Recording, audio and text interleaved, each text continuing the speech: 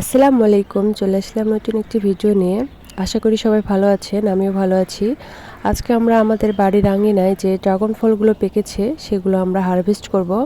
তো ফার্স্ট থেকে শুরু করেছি আর একদম পেকে লাল হয়ে গিয়েছে, দেখতে পাচ্ছেন আপনারা।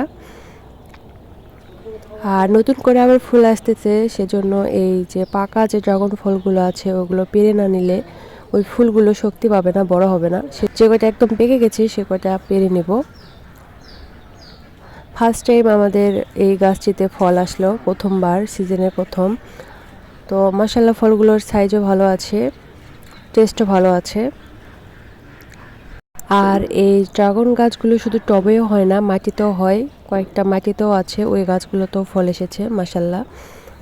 তো যারা মাটিতে চাষ করতে চান তারাও লাগাতে পারেন গাছগুলো।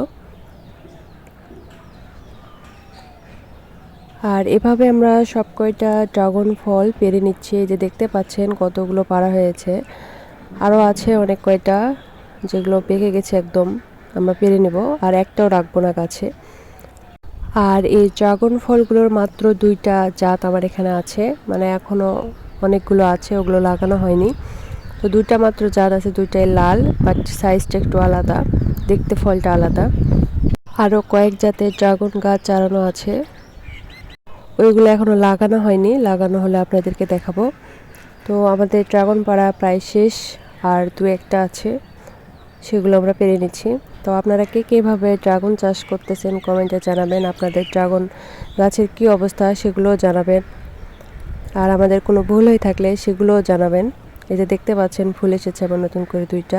ফলগুলো আরও কিছুদিন আগে পেরে নেওয়া উচিত ছিল, তাহলে আরও আসতো। তো আমাদের ড্রাগন পাড়া সব শেষ, আর কোনো ড্রাগন নাই পাকা। তো দেখতে পাচ্ছেন কতগুলো ড্রাগন পাড়া হয়েছে, এর মধ্যেও কিছু কিছু ড্রাগন আমি পেরে খেয়েছি আগেই। তো এই পর্যন্তই, সবাই ভালো থাকবেন, আল্লাহ হাফেজ।